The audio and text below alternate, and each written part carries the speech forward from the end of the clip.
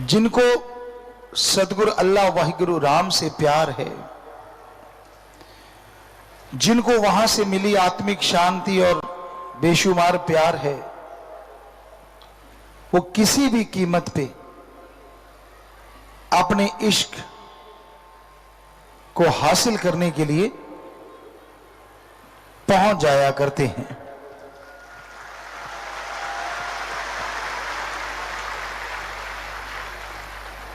बहुत महापुरुषों ने रब्बी इश्क के बारे में बताया, गुरु सहवानों ने बताया कि चाहे आग का दरिया हो, चाहे जमदूतों का पहरा हो, चाहे रास्ते में बब्बर शेर कूद रहे हों, बोल रहे हों, गरज रहे हों, बादल गरज रहे हों, मूसलाधार बरसात आ रही हो, भयानक तूफान चल रहा हो, अजी मौत भी तैयार खड़ी हो, तो भी रब से इश्क करने वाले कभी कदम पीछे नहीं हटाया करते।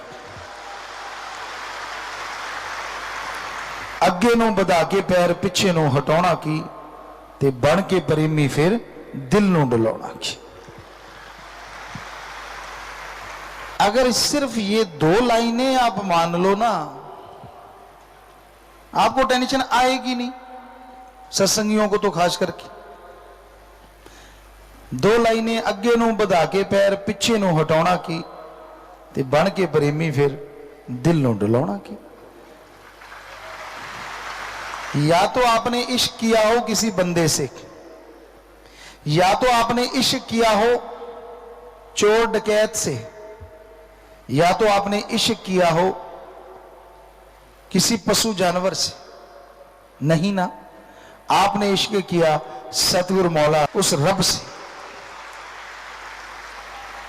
जब उससे रब से इश्क कर लिया, वो तो फिर पल पल की जानता है ना। क्या उसको आपकी मजबूरी का, आपके दुख का पता नहीं चलेगा? पर आप चलने देते नहीं, पहले चीखने लग जाते हो। एक इसी बात पे एक बात याद आ गई, आपको कई बार पहले भी सुनाई है। कोई आदमी डूबने लगे, कश्ती पे सवार थे, अलग अलग धर्मों के लोग थे। तो कश्ती सवार ने कहा, हम डूब रहे हैं। तो मल्लाह कहने लगा, 4 लोग कुर्बानी दे दें तो कोई बड़ी बात नहीं, बच सकते हो। तो सभी कहने लगे, यार चलो ठीक है, अलग अलग धर्म के लोग आपा कुर्बानी देते हैं। एक ने अपने मालिक को याद किया, छलांग मारी, वो किनारे पहुंच गया। दूसरे ने याद किया, उसने छलांग मारी, वो पहुंच गया। तीसरे ने किया, वो उसने छलांग मारी, वो पहुंच गया। अब चौथे की गड़बड़ होगी। चौथा कभी ऊपर आ जाए, कभी नीचे चला जाए, कभी ऊपर आ जाए, कभी नीचे चला जाए, और आखिरकार वो डूब गया और मर गया। कहते हैं वो जमराज के पास गया। इसे कहानी मानिए, लेकिन है ये हकीकत के बिल्कुल नजदीक। कहते हैं जमराज के पास गया और गुस्से होने लगा। जमराज कहता, भाई तू गुस्से क्यों हो रहा है? कहता, यार बड़ी अजीबोगरीब हुई मेरे साथ। कहते, क्यों? ऐसे ऐसे उसने घटना बताई, हमने छलांग मारी, तीनों ने अपने अपने मालिक को याद किया, पार हो गया, मैं रह गया। मैं क्यों डूबा? मैंने भी तो मालिक को याद किया। जमराज कहने लगा, हाँ बात तो आपकी ठीक है, मालिक के पास चलते हैं। मालिक के पास गए, मालिक मुस्कुराए, आ गए। कहने लगा, जी जमराज कहने लगे, हे भगवान, हे अल्लाह राम, ये आपके पास आए हैं और इन्होंने ये बताया है। तो मालिक मुस्कुराए, कहने लगे, सुन भाई, तूने हमें याद किया एक संगीत वाद्य बजाने के वाले के रूप में, तो हम अभी सब सारा सामान टांग टूंग के अभी सितार स्तूर उठा ही रहे थे कि आपका इरादा बदल गया। आपने कहा मुझे चाहिए जो अस्त्र शस्त्र से लैस हो, कहते मैंने बीना टांगी, बंसुरी टांगी, मैंने अस्त्र शस्त्र धारण किए ही थे, मैं अभी चलने लगा तो आपका इरादा बदल गया। आप कहने लगे नहीं जी मुझे तो ऐसे नहीं, इस रूप में चाहिए। कहते मैंने वो रूप धारण किया ही था, तुझे बचाने के लिए चलने लगा, आपका इरादा फिर बदल गया। आप कहने लगे मुझे तो औरत रूप में आके भगवान बचाए। तो वो कहता जी फिर क्या हो गया, आप आ जाते। कहता मैं साड़ी बांध रहा था तब तक तो डूब गया, मैं क्या करूं।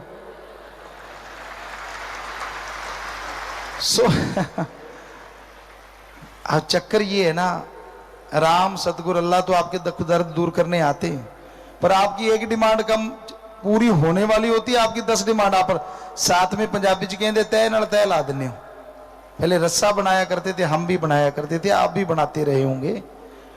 तो उसमें सण होंगी है, एक रस्सा बनता है उससे, तो कहते धाई नाल धाई लाती।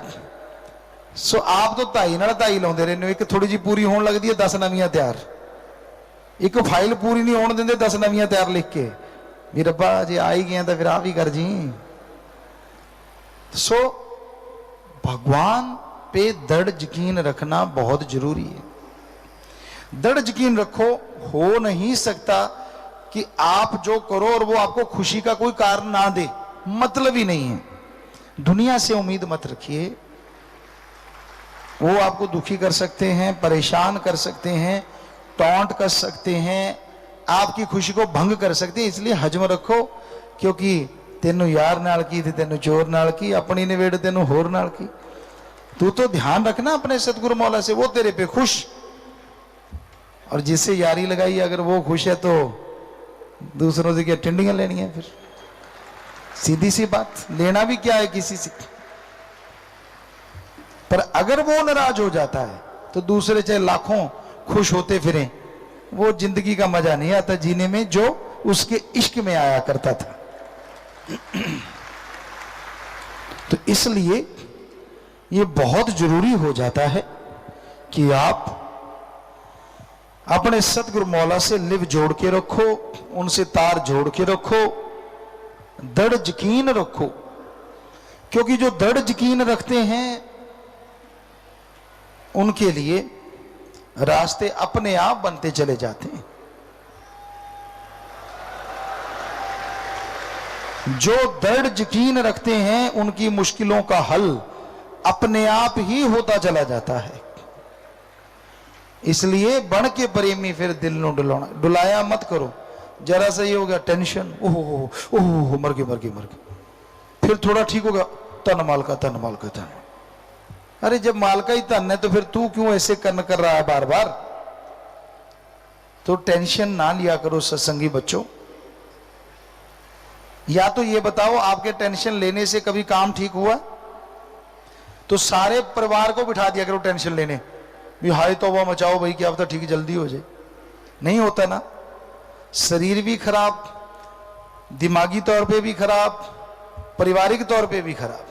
तो टेंशन क्यों और किस लिए? करना तो सतगुरु मौला ने, और जो उसने करना है उसे कोई रोक नहीं सकता। बदल सकता है तो वो मालिक बदल सकता है आपके पाप कर्मों को, बदल सकता है तो वो सतगुरु बदल सकता है आपके पहाड़ जैसे कर्मों को। तो उससे जब बात कर सकते हो तो बीच में बिचौलिया डालने की क्या जरूरत है? सीधा डायरेक्ट चलने दो ना। बड़ा ही अजीबोगरीब प्यार होता है कईयों का, मुझे फलां सेवादार ने बैठने से मना कर दिया। क्या क्या आशिकी है ना, देखो कमाल की बात। इसलिए मैं नहीं आता, ले लाता रंग।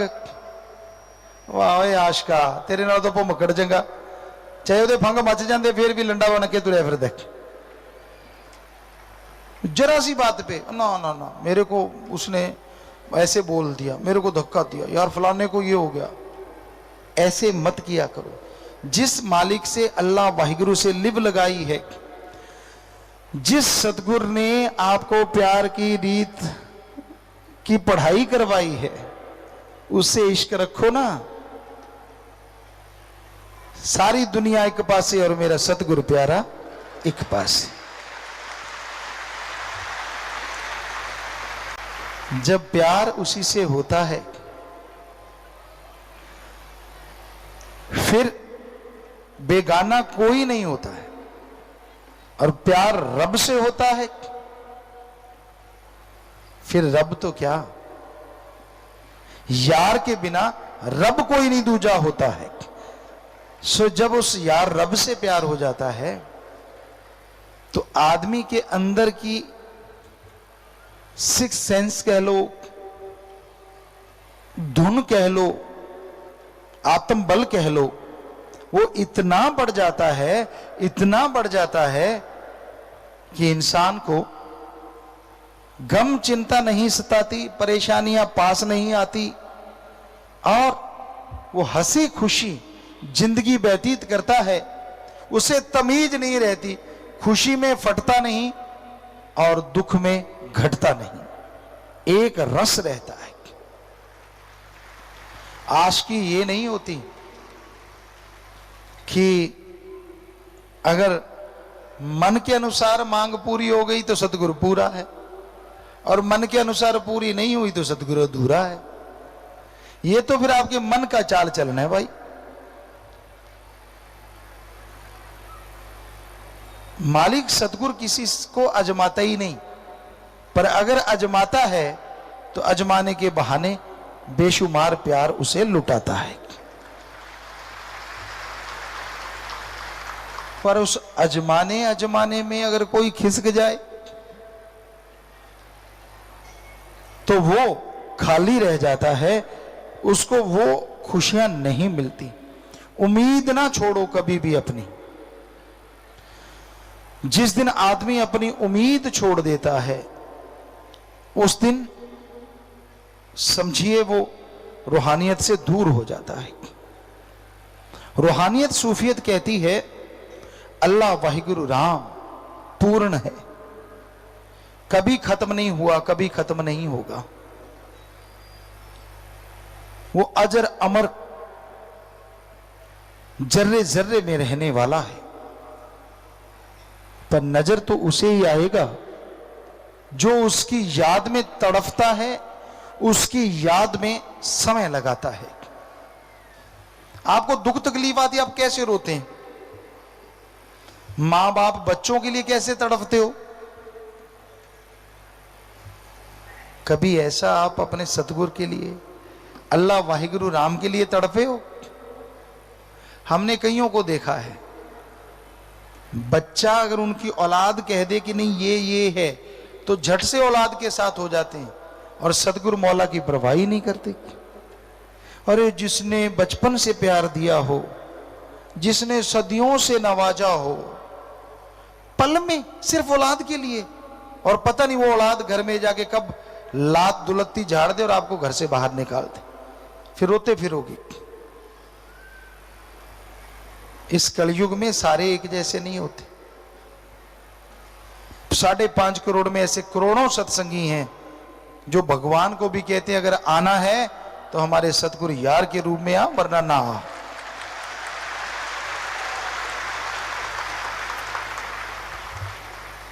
पर कोई कोई अजीबोगरीब भी होते हैं, मन के सताए भी होते हैं। वैसे गुरु साहबानों ने, पीर पैगंबरों ने बड़ा लिखा है, राज बिठाए तो तेरी बड़ाई। कहते मेरे को मालिक अहंकार ना आ जाए, तू मुझे राजा बनाता है तो ये तू ही है सब कुछ, मेरा मुझ में कुछ नहीं, मैं कुछ भी नहीं हूं। अगर तू मुझे राजा बनाए, बड़ा बनाए तो तू है सब कुछ, पर घास खुदाए तो छोड़ ना जाए। अगर तू घास मुझसे खुदवाएगा तो भी मैं तुझे छोड़ूंगा नहीं। ऐसी ताकत देना, ऐसी हिम्मत देना मेरे मालिक। यानी तमीज ना रहे इश्क में चलने की। और आपको बताएं रब्बी इश्क में जो नजारा है, अरे कहां है दुनिया के इश्क में? वो तो क्षणिक आनंद के लिए लोग पागल होकर घूमते रहते हैं, काम वासना के लिए, एक दूसरे की हाँ में हाँ मिलाने के लिए एक दूसरे का सहारा ढूंढते रहते हैं। भूल जाते हैं ये सहारे तो फानी है, पता नहीं कब छूट जाएंगे। एक सहारा लासानी है, और वो सहारा है अल्लाह वाहिगुरु राम का, सदगुरु मौला का। जो कभी नहीं छोड़ता। आप छोड़ देते हो बहुत बार, फिर पकड़ लेते हो बाजू, फिर छोड़ देते हो, फिर पकड़ लेते हो, मैं नहीं मानता, रूठ जाते हो। सतगुरु फिर मना लेता है, फिर हाँ हाँ अब मैं मानता हूं थोड़े, फिर कईयों के तो मुंह टेढ़े ही रहते हैं, हो जाता है ना, कहीं किसी की नकल करते हैं। पहले छोटे होते पंजाबी में लोग कहा करते, चिबिया ना चढ़ाया कर मुंह ओमे हो जूगा, सुना करते थे ऐसे बुजुर्गों से। तो वाकई कईयों के मुंह बड़े जल्दी टेढ़े होते हैं, कई किस्म के लोग होते हैं। एक होते हैं कि छाती के बार को सह जाते हैं और सामने वाले को पता भी नहीं लगता छाती पे बार भी हो गया। और एक होते हैं कि छोटा सा कांटा भी कहीं खरोंच हल्का सा साथ लग जाए तो वो चीखते, ओए मर गया मर गया मर गया मर गया मर गया। ये जज्बा इश्क का होता है। जो मालिक के प्यार में चलते हैं, कैसा गम दुख दर्द चिंता परेशानी आ जाए, अगर वो नहीं छोड़ते तो यकीन मानो सतगुरु उसके सारे गम चिंता को आग लगा देता है और खुशियों से माला माल कर देता है। पर वो जिसे प्यार करता है और खजाने लुटाता है, उसे आजमाता भी है। वो देखता है ना सामने वाला बर्तन कैसा है, कहीं मैं थोड़ा सा डालूं फट ही ना जाए, फिर क्या करेंगे? कहीं फट जाते हैं, पागल हो जाते हैं। जरा सी खुशी ज्यादा मिली नहीं और ये पुर्जा हिला नहीं, ये भी गड़बड़। जबरदस्ती मांग तो लेते हैं, मुझे दे दे मुझे दे दे, खुद बर्तन उसके काबिल नहीं होता।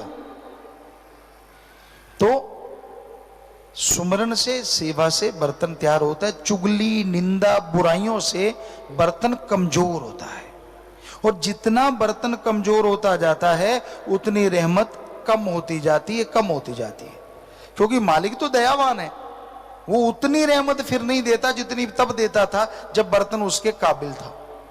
क्योंकि उतनी देगा तो वो फट जाएगा, पागल हो जाएगा, इसलिए वो अपनी रहमत कम करता जाता है, यानी उसको मिलनी कम हो जाती है। रहमत तो वैसे ही बरसती है, पर मालिक की रहमत तब कम हो जाती है जब आदमी चुगली निंदा बुराइयां उनमें सिर फंसाए रखता है। कई बार गाया करते हैं, एक जे एहसान होवे हो सकता मैं भुल भी जावा, लखा ने एहसान की थे दाता दस का के मैं भुलावा। कि एक एहसान हो जाए ना, हमने यहां जन्म लिया था बापूजी श्री गुरुसर मोड़िया में, वो कहा करते थे अगर किसी ने एक बार हां कह दी ना तेरे पीछे तो समझो सारी जिंदगी उसका साथ देना। यानी एहसान तो दूर की बात, उन्हीं की बात आपको बताते हैं। एक वो किसी ऊंच नीच को नहीं मानते थे, हम तो 100% ही नहीं मानते थे, वो भी नहीं मानते थे। तो एक छोटे जिसे जात कहते धर्म कहते हैं, कोई केस था, क्योंकि अकेले थे और बहुत ज्यादा जमीन जायदाद थी, तो बापूजी पे के लोग केस करते रहते थे। तो उसने जाके सच्ची गवाही दी, झूठ कुछ नहीं था, सच बता दिया कि ये नंबरदार ऐसे ऐसे करके सच्चा है। वो आदमी जब तक नहीं मरा, गरीब था बेचारा, और हम देखा करते थे 6 महीने का राशन, 3 महीने के बाद उससे पूरे परिवार के कपड़े, बापूजी जब तक वो गुजरा नहीं उसको देते ही रहे, लाके खिलाते ही रहे। कई बार माता जी पूछते ये क्या करते हो, कहते बस वो एक बार चल के गया मेरे लिए, अब मैं सारी जिंदगी उसके लिए चलूंगा, हमारा तो यही असूल है। तो सत्संगी भाइयों, जब सतगुरु ने आप पे एक एहसान किया हो तो फिर आपको कितना चलना चाहिए, जरा सोचिए तो सही। और जिसने लाखों कर दिए हो, फिर लानत नहीं आती आप पे जब आप जरा सी बात के लिए मुंह मोड़ लेते हो, अकड़ जाते हो? नहीं करना चाहिए ऐसा। क्या पता उसमें कोई राज हो, क्या पता उसमें भी आपकी कोई खुशी आने वाली हो, क्या पता। अगर आपको पता है तो बता दो, नहीं पता तो फिर रजा में राजी सो मर्द गाजी। सो खुशियां इंसान के पास आती हैं, तब थोड़ी देर के लिए मालिक याद रहता, भूल जाता अपने पिछोकड़ को, भूल जाता अपने पीछे वाली सब बातों को। क्या था, क्या मेरा होता अगर सतगुरु ना होता, वो सब चीजें भूल जाता है। मस्त मलंग हो जाता है कि नहीं नहीं, मैंने जो किया खुद किया, मैंने जो बनाया मैंने बनाया। और जब बकरी की तरह मैं होती है तो कसाई की छुरी जल्दी गले पे आ जाती है। और जब उस मालिक की तरफ तू होती है तो कोई बाड़ बांका नहीं कर पाता। इसलिए हौसले बुलंद होने चाहिए, हमेशा दृढ़ यकीन होना चाहिए। लोग मजाजी इश्क में दृढ़ यकीन रखते थे, हकीकी इश्क में तो कितना यकीन होना चाहिए। ये नहीं मर गए जी गए, मर गए जी गए, ये नहीं होना चाहिए। पारे वाले जीभ की तरह ऊपर नीचे नहीं होना चाहिए। मन का पारा जब चढ़ता है तो कुछ अच्छा नहीं लगता, और जब डाउन होता है तो कुछ छोड़ता नहीं। बुखार होता है ना, सारी चीजें कड़वी लगती हैं, और बुखार डाउन हो जाए, कुछ भी पड़ा हो सब रगड़ जाते हो। उसी तरह मन है, जब इसका पारा हाई होता है तो कोई सतगुर पीर फकीर की कोई भी बात अच्छी लगती ही नहीं। और जब पारा डाउन, मुसीबत आने वाली, परेशानी आने वाली, दुख आने वाली, तकलीफ आने वाली, फिर तो गुरु गुरु गुरु गुरु गुरु गुरु गुरु और कुछ सूझता ही नहीं। राम राम राम राम पड़ी होती। काश वैसे रहो एक लेवल पे, राम राम राम, ना तो राम राम राम करना पड़े, बीच में मरा भी बन जाता है ना, क्योंकि ज्यादा स्पीड से करो तो राम राम राम राम राम राम ऐसे ही लगता है। तो अगर राम से करो, राम राम राम, तरने वाले तो मरा कह के भी तर जाते हैं, पर वो बहुत बुलंद यकीन होना चाहिए। सो कहने का मतलब, या तो आप घबरा के फिर लगातार ही एक्सप्रेस ट्रेन बन जाते हो, या फिर आप याद ही नहीं करते उसको। ऐसे लगता है कि अलमारी में ताला लगा के रखा हुआ है, जब काम लेना हुआ निकाल लेंगे। गुरु मंत्र कुछ तो कंटिन्यूटी बना के रखो कि हाँ भाई लगातार सिमरण करते रहेंगे, लगातार भक्ति करते रहेंगे, तो उसकी दया में रहमत बरसेगी, जरूर बरसेगी, लाजमी बरसेगी। ओवर स्मार्ट भगवान के रास्ते पे कभी ना बनो। दुनिया में तो आप बनते ही रहते हो, किसी को क्या टोकना। वैसे तो नहीं होना चाहिए सत्संगी को। ओवर स्मार्ट का मतलब, हम यहां तक हम जानते हैं, अपने आप को इतना होशियार समझना कि सामने वाले को बेइंतहा मूर्ख। ये गलत बात, ऐसा नहीं होना चाहिए। एक लेवल होना चाहिए कि हाँ मैं अपने सदगुरु मौला से, अपने राम से, अल्लाह गॉड से इश्क करता हूं तो करता हूं, उससे प्यार करता हूं तो करता हूं। डर किस बात का? ये ना हो कि डर के मारे कहीं लॉकेट ही गुम हो जाता हो। कभी कभी होता है कईयों का, चलो चलती रहती है बात। फकीर करता है कुछ ऐसा तो वो लाखों की जिंदगी बचाता है, उसके राज अलग होती है, पर भक्त की लाज अलग होती है। आपका आत्मबल आपके अंदर बेइंतहा है, जिसमें आप बेइंतहा एंजॉय कर सकते हो, पर सिर्फ और सिर्फ दुनियावी चीजों में खोके आप आत्मबल की तरफ ध्यान ना देके दुखी हो जाते हो, परेशान हो जाते हो, इसलिए मालिक की खुशियों से वंचित रह जाते हो। अपने आत्मबल पे कायम रहो, ना तो कभी नीचे गिरो हद से ज्यादा, और ना कभी हद से ज्यादा मन के हथों ऊपर चढ़ो। एक लेवल मेंटेन रखो। सुख आए तो खुश हो, एंजॉय करो, पर दुख आए तो पीटो मरो मत, तब भी एंजॉय ही करते रहो कि मालिक कोई बात नहीं, आ गया तो ले भी तू ही जाएगा। जैसे दुख आया पल में ले भी तू जाएगा। तू मेरा दाता है, तू मेरा खस्म है, तू मेरा रहबर। तो यकीन मानो आए गए का पता ही नहीं चलता, फिर कब आया कब गया, कब आया कब गया। मालिक के इश्क में चलने वालों के लिए यह मुकाम जरूरी है कि वो दृढ़ यकीन रखें। लोगों की, गैरों की, काम वासना क्रोध लोभ मोह अहंकार, ये गैर है, या फिर जो मन की मतें चलते हैं वो गैर है। उनकी बातें ना सुना करो। एक टांग रब्बी इश्क में और एक टांग निंदक में, तो फिर फटने का डर है। क्या होगा जरा सोचिए। इसलिए एक तरफ टांग रख दी, वहीं दूसरी जमा लो, ताकि बेइंतहा खुशियां मिलें। वरना जैसे हो वैसे ही रह जाओगे, कुछ हासिल नहीं कर पाओगे। क्योंकि जितनी रहमतें कमा के जाते हो, निंदा चुगली के बाद उससे दुगनी गवा के चले आते हो। क्यों क्यों? क्या छोटी सी यारी नहीं छोड़ सकते आप? सारे बाल बच्चों की रहमतों को बर्बाद कर देते हो, खुद की कमाई हुई दया में रहमत को लुटा बैठते हो। इसलिए परम पिताजी फरमाते, ना पास निंदक के बइये हो, उसके पास नहीं बैठना चाहिए। और परम पिता के ताकत होवे तो जुबान के चलइए हो। सुनाया करते संतों की बात कि ताकत है तो फिर जुबान रोक दो, या फिर आप किनारा कर लो, झगड़ा नहीं करना, जाओ ही ना। जिस गांव नहीं जाना उसका रास्ता पूछने का क्या फायदा? जब आप चले हो ईश्वर की भक्ति के लिए, तो जब ईश्वर की भक्ति कर रहे हो तो निंदकों या बुरे काम करने वालों के गांव में जाके आपने लेना क्या है? तो उधर मुंह मत किया करो, बल्कि मालिक के इश्क में, मालिक के प्यार में बात करने वाले की हां में हां मिलाओ। खुद को खुशियां, परिवार में खुशियां। कई मौका ताकते रहते, अच्छा कोई थोड़ा सा भड़के से भड़का, साथ में उसने भी लगाया तड़का, ये है, फिर वो हो जाता है कड़का। कड़का हिंदी में कहते हैं बिल्कुल नंग। सो इसलिए ऐसा नहीं करना चाहिए।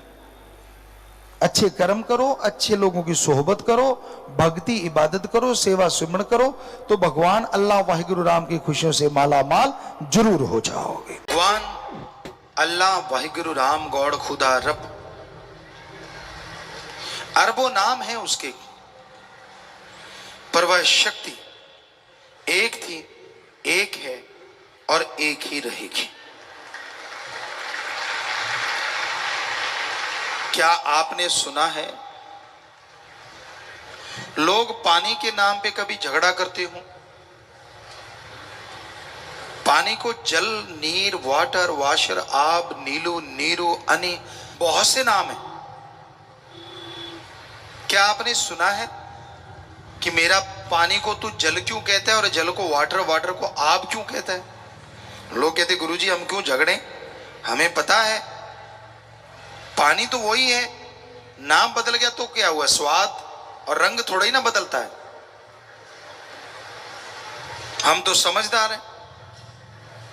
हमने कहा वाकई खाने पीने की चीजों के नाम अलग अलग हैं, कभी आपने झगड़ा किया? कहते गुरुजी हम झगड़ा क्यों करेंगे, जब वही सब कुछ है, सिर्फ नाम बदला है, तो हम झगड़ा क्यों करेंगे? हम तो समझदार हैं। हमने कहा वाकई आप समझदार हैं, क्योंकि पानी का नाम बदलने से पानी का रंग, स्वाद नहीं बदलता।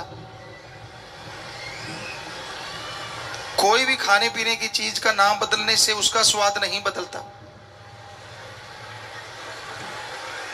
जब छोटे से पानी का नाम बदलने से उसका स्वाद, रंग नहीं बदलता, तो अल्लाह वाहिगुरु गौड़ खुदा रब, वो तो सबसे बड़ी ताकत है, उसका नाम बदलने से वो कैसे बदल जाएगा? उसके लिए क्यों झगड़ा करते हो?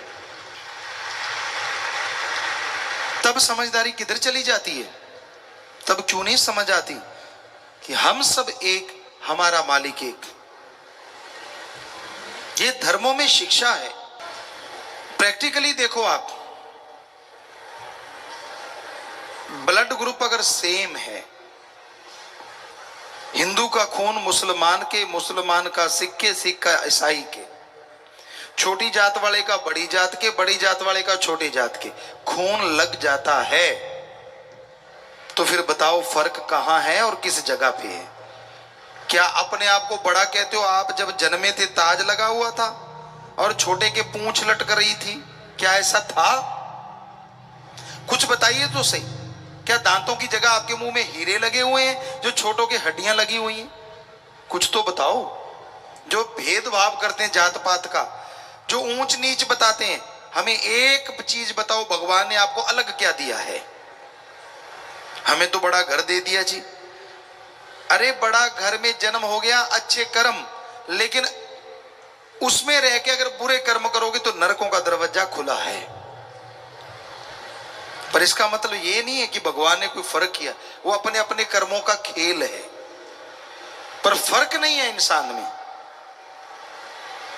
तो ये भावना इंसान के अंदर अगर रहे तो वो किसी को ऊंचा नीचा नहीं कहेगा, किसी को छोटा बड़ा नहीं कहेगा।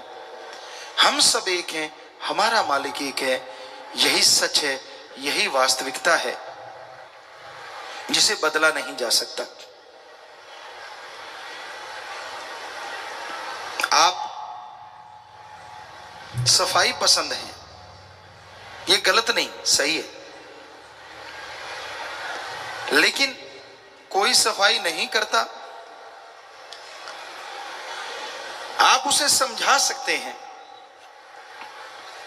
उसे किनारा थोड़ा सा कर सकते हैं, थोड़ा दूरी पे बैठ जाएंगे या थोड़ा दूर रहेंगे, लेकिन आप उसे बुरा भला नहीं कह सकते,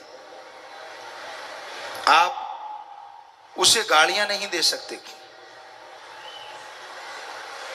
सफाई जरूरी है, शरीर की सफाई, उससे जरूरी है आत्मा की सफाई।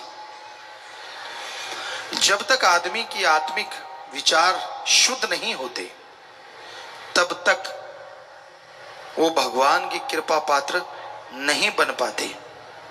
वो जीवात्मा, वो रूह। और अपने विचारों का शुद्धिकरण आप अपनी शक्ति से, माता पिता के जोर से या किसी और प्रयास से कभी भी नहीं कर सकते। आपका शुद्धिकरण होगा तो खुद आपके द्वारा।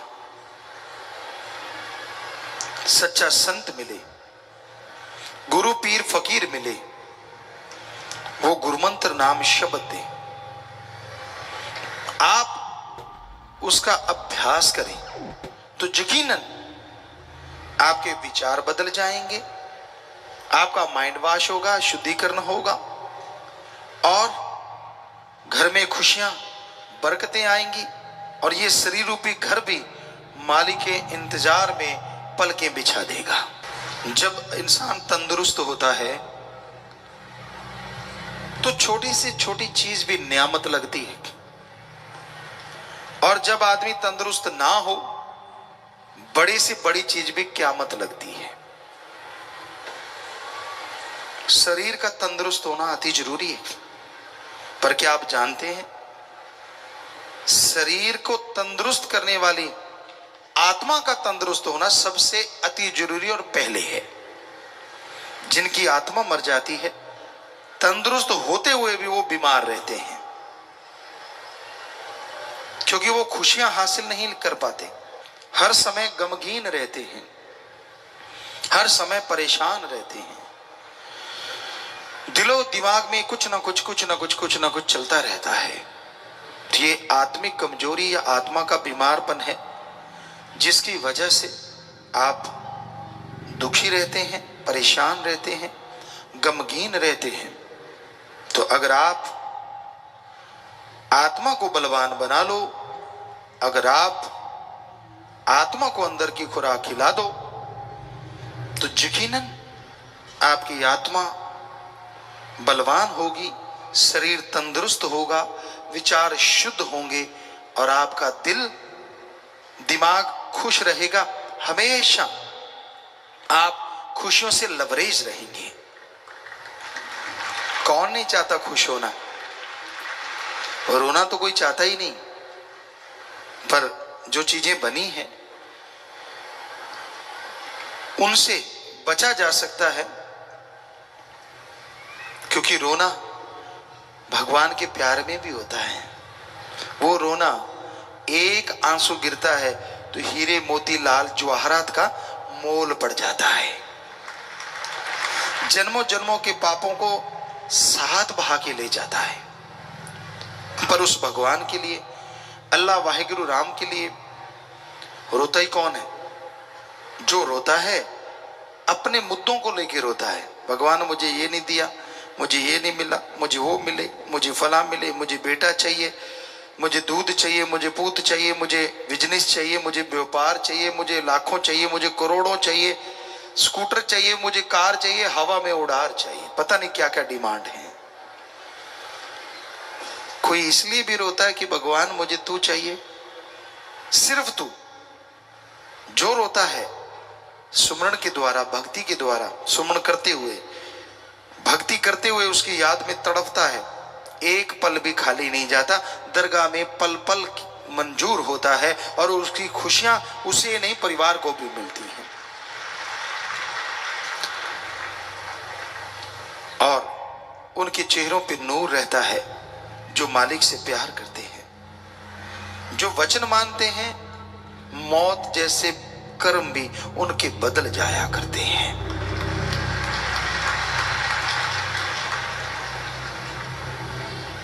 इसलिए पीर फकीर जो बात कहते हैं वो भगवान के वचन होते हैं, उनको माना करो, मजाक नहीं होता वो।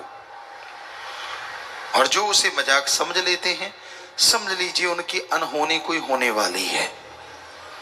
जो पीर फकीर के वचनों की धज्जियां उड़ाते हैं, समझ लीजिए कुछ होने वाला है उनके साथ।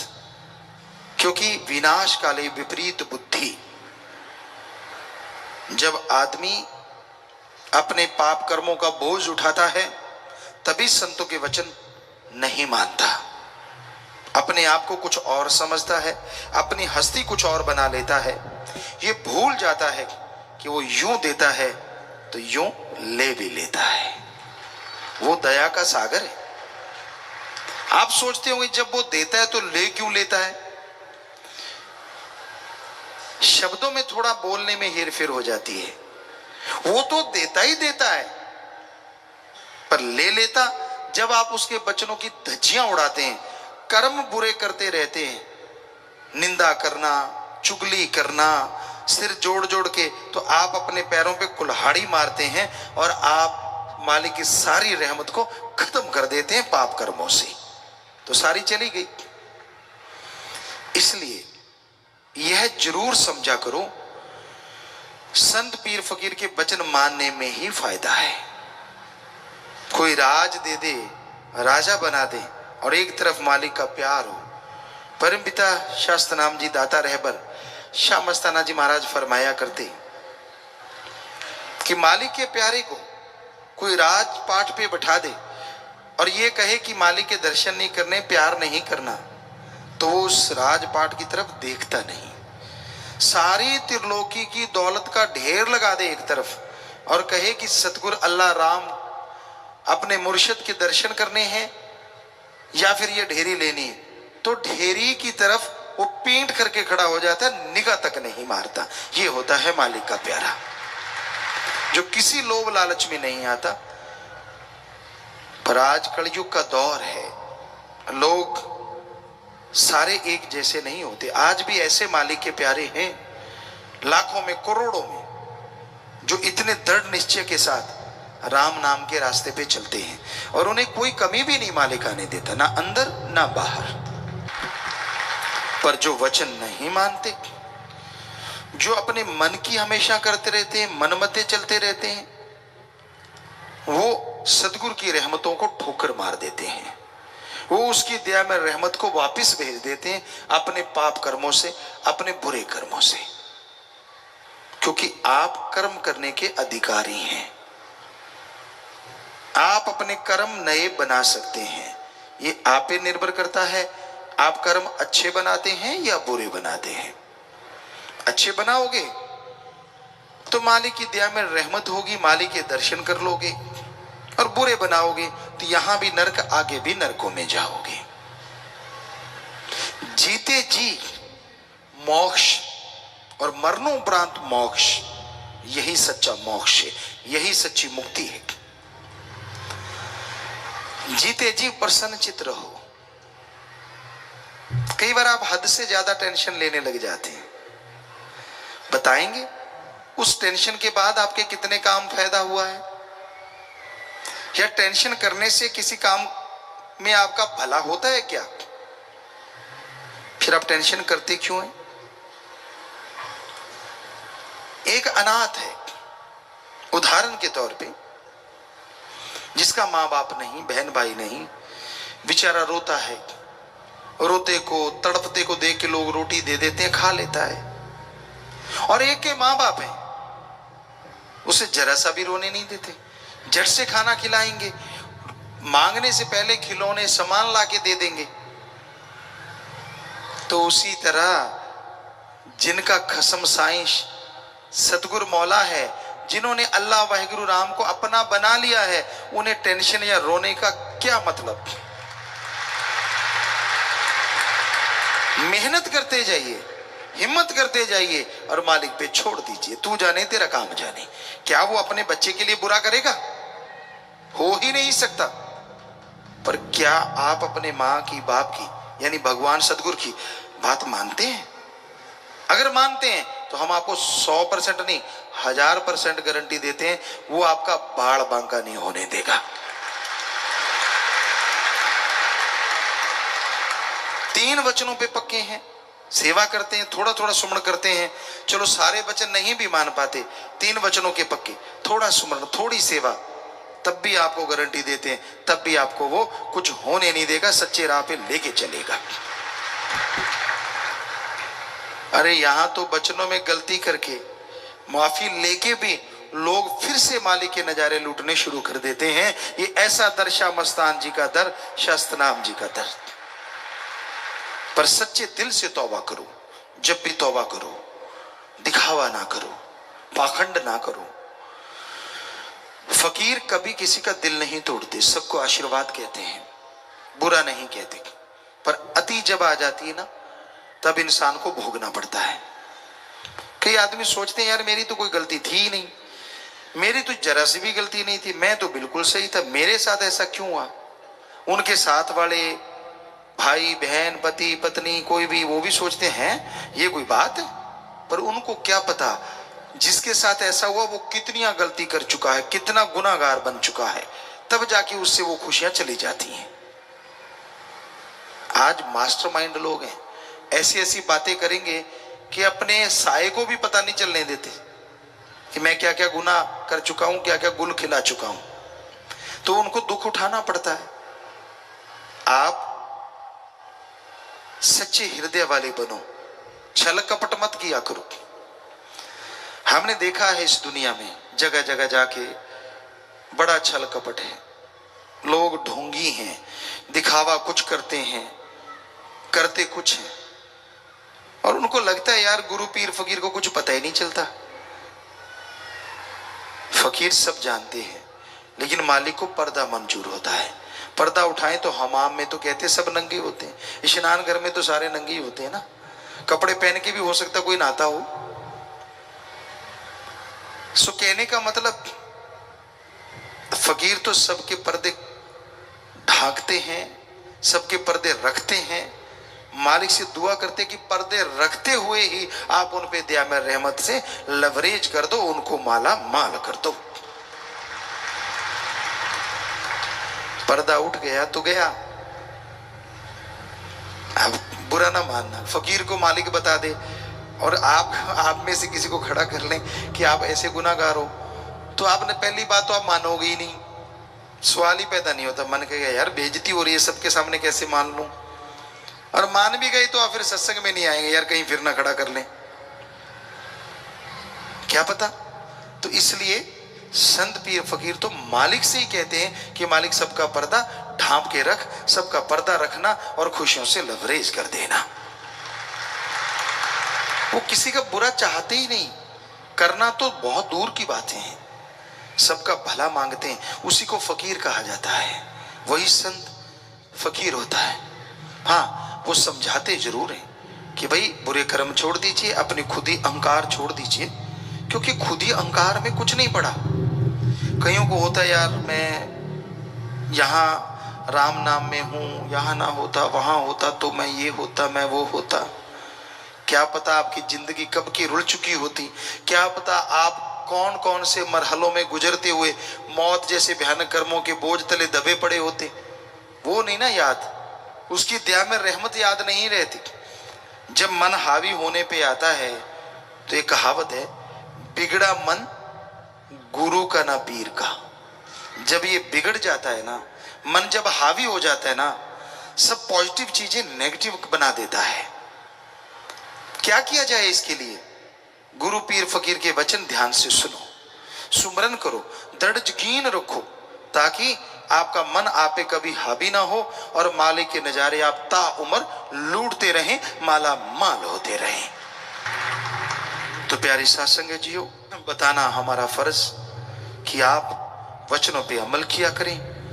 साथ संगत ज्यादा से ज्यादा नशेड़ियों को, बुराई में धसे लोगों को, मालिक से दूर हुए जीवात्माओं को मालिक से जोड़ो। ये जरूर आप बुलंद इरादा रखो कि हाँ हम सत्संग में जा रहे हैं, आपको तो फल मिलना ही मिलना है। सत्संग में जो आ गया बना बनाया सुमरण ले जाता है, इसमें कोई दो राय नहीं, बल्कि आगे से बढ़ के ही मिलेगा। पर साथ ये भी रखो कि हाँ मैं सत्संग में आ रहा हूं, क्यों ना दो चार और को मालिक से जोड़ दूं। कोशिश करो, आ गए तो ठीक, ना आए आपने जो कोशिश की है उसका भी फल मालिक आपसे छुपा के नहीं रखेगा, ये हम आपको गारंटी देते हैं।